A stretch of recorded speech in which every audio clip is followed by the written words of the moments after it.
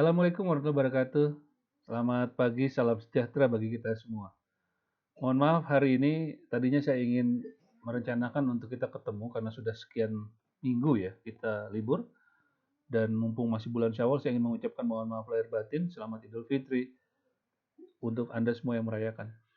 Em, Hari ini saya buatkan Anda video 5-10 menit lah kita lihat nanti karena saya harus kembali ke seminar Kapita Selekta tingkat 3 ya.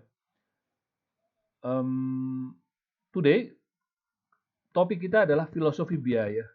Sudah kita bahas sebelum UTS kemarin di meeting online, tetapi saya ingin mengingatkan lagi terkait dua hal, yaitu fixed and variable cost di filosofi biaya itu. Ada fixed and variable cost, lalu ada bottom and item up pricing untuk approach-nya.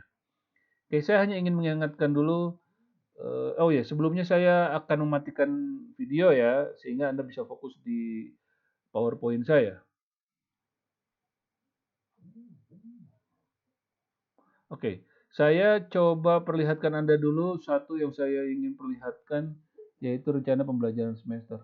Untuk Anda ingat lagi ya, kita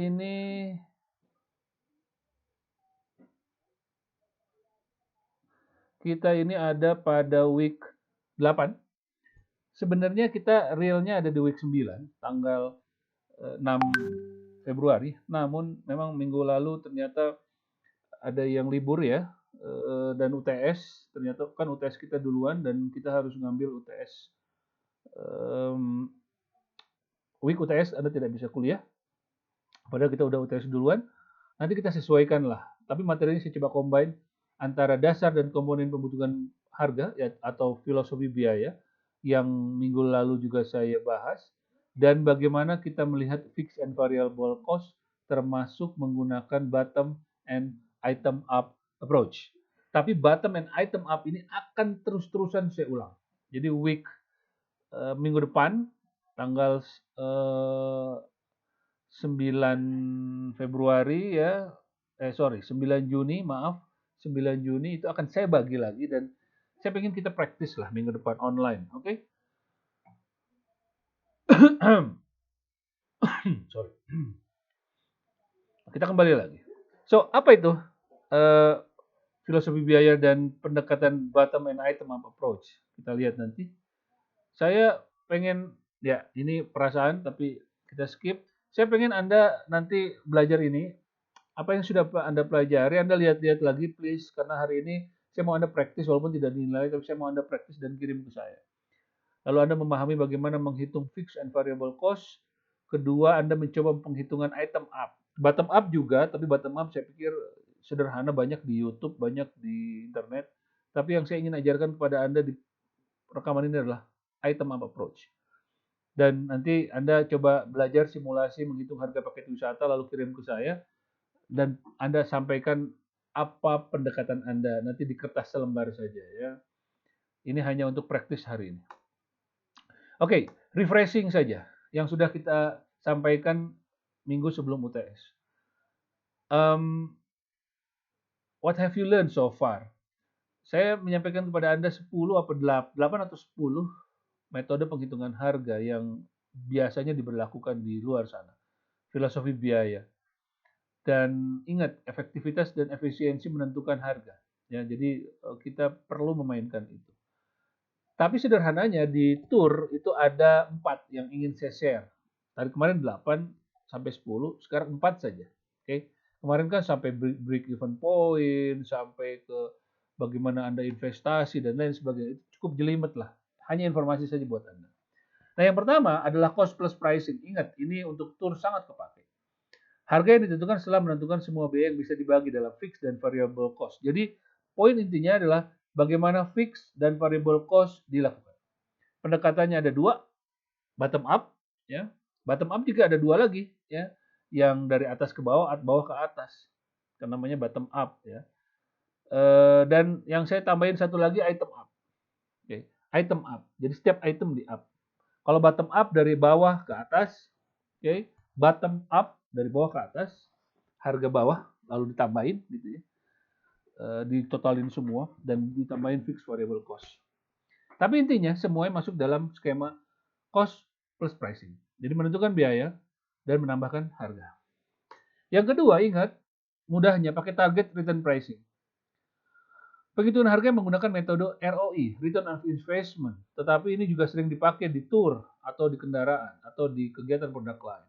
Contoh, sit in coach yang pernah saya share pada Anda. Apa itu sit in coach? Sit in coach, SIC, adalah kegiatan tour yang sudah diberlakukan, pasti dilaksanakan setiap hari. Jadi, tour operator atau tour provider itu akan membuat tour setiap hari dengan jangka waktu misalkan berapa bulan atau setahun. Tapi ada yang off-nya, ada yang blackout-nya misalkan. Senin sampai Jumat, Senin sampai Kamis, atau Jumat sampai Kamis. Seperti itu.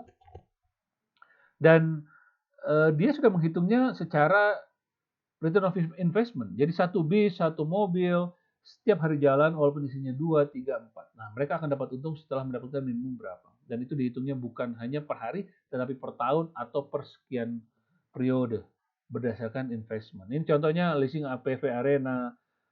Kita bukan hanya untuk per hari, tetapi untuk per bulan atau per tahun. Sehingga kalau satu hari tidak dapat untung, tetapi dalam satu bulan bisa jalan let's say 25 hari, dengan hitungan perharinya misalkan 300.000, ya Anda sudah bisa membayar leasingnya dan Anda mendapatkan untungnya. So bukan cost plus pricing lagi, perharinya berapa, tetapi ini udah benar-benar hitungannya investment. Oke. Nanti kita bahas pada saat meeting online. Yang ketiga, value base. Nah, value base ini penghitungan harga yang paling menguntungkan. Biasanya sih ini karena Anda punya branding yang bagus, Anda punya awareness yang bagus, sehingga tamu Anda sudah tidak menghitungkan lagi namanya cost, sudah tidak melihat lagi investasi, tidak membandingkan lagi dengan orang lain. Dia di sini kita menambahkan nilai. Bedanya dengan nomor 4 nanti di sini nilai. Contoh, produk kita ini punya keunikan dibandingkan orang lain. Ya, Anda bisa jual, tambahkan nilainya. Witatur kenapa bisa jauh lebih mahal daripada teman-temannya outbound? Ya karena dia punya nilai yang diketahui oleh customer. Kalau tidak diketahui juga agak keren. Ini move lah nanti setelah Anda sudah bergerak, baru Anda bisa mengambil nilai ini. Yang keempat, psychological pricing. Ini menyederhanakan nilai-nilai tadi, tetapi ini sudah tidak melihat nilai lagi, sudah tidak melihat harga tadi, cost, biaya, maaf, sudah tidak melihat lagi investment. Dia benar-benar psychological pricing. Ya contohnya gini deh, positioning. Saya misalkan, saya adalah dosen perjalanan dan banyak dikenal misalkan sama teman-teman industri customer. Anda mahasiswa, ketika kita menawarkan harga Anda lebih murah dari saya mungkin tidak ada nilainya, tetapi orang melihat psikologi saya dosen, saya master, saya pengalaman di bidang tourism, mungkin memilihnya ke saya. So, ada ikatan psikologis. Tapi kali ini, ya ini what have you learned so far aja. Kita hanya akan belajar cost plus pricing, terutama bottom up, ya fixed variable, dan nanti saya ingin sharing item up kalau misalkan ada waktu. Cek dulu, sudah berapa lama? Sudah 8 menit, oke. Saya jelaskan dulu key terms, baru kita pindah nanti ke contoh ya. Apa itu single extra charge? Masih ada yang ingat? Apa itu single supplement? Oke. Atau single supplement, ketika Anda punya tour ke Bali, let's say, lalu Anda provide atau menawarkan harga tour itu per orangnya harganya misalkan 5 juta ya, 8 hari misalkan. Atau oke lah, 2 juta lah bisa ya. 2 juta, 3 juta dulu pakai pesawat. Tapi nginepnya adalah satu kamar berdua. Pakai twin sharing. Tetapi orang ini pengen satu kamar sendiri. Nah, dia pakai namanya single sub. Jadi dihitungnya semua sama kecuali harga hotel, kecuali harga kamar. Harga kamarnya harus harga sendiri dia. Pembaginya sama di tour arrangement, tapi di harga hotel dia sendiri, tidak dibagi dua ke yang lain. Mudah-mudahan paham. Nanti ditanyakan minggu depan kalau kita online. Lalu ada free of charge. Ini gratis berapa? Hitung untuk paket untuk 25, tapi yang bayar cuma 20, free of charge-nya 5, berarti beban untuk 5 orang dikenakan dari 20 orang. Oke, ulangi aja rekamannya nanti kalau Anda lupa. Tanyakan saya minggu depan jika Anda benar-benar tidak paham. Bayar untuk dihitung untuk 25 orang turnya Pangandaran, tapi yang bayar 20 pembaginya sederhana, 25 dibagi 20. Oke, lalu 20 per orangnya bayar berapa? Dan untuk harga 20 itu akan meng-cover 25 peserta. Ketiga, allotment. Saya pernah ingatkan, allotment itu adalah blockingan kita di kamar kita di hotel. Orang bisa harganya lebih murah kalau Anda punya allotment. Misalkan harga ke Bali, Bayu Buana punya harga misalkan 2 juta, padahal hotel yang sama dengan misalkan Witatur. Kenapa bisa murah padahal hotel sama, padahal momen yang sama, fasilitas sama. Selain nilai tadi misalkan Bayu Buana punya allotment, dia punya harga yang lebih murah. Itu allotment. Breakout date biasanya punya promo, biasanya punya harga khusus, tetapi tidak termasuk tanggal-tanggal tertentu. Jadi itu tolong diperhatikan kalau ada terms and condition tertentu di tour. Block seat biasanya hampir sama, tapi ini untuk pesawat. Allotment tadi untuk hotel, block seat untuk pesawat. Discount tiket, nah naikin dulu harganya, lalu beri potongan sehingga muncul harga yang kelihatan murah. Oke, sekian dulu dari saya. Nanti saya share dulu 10 menit 58. Sambung lagi ke video selanjutnya. Bye-bye.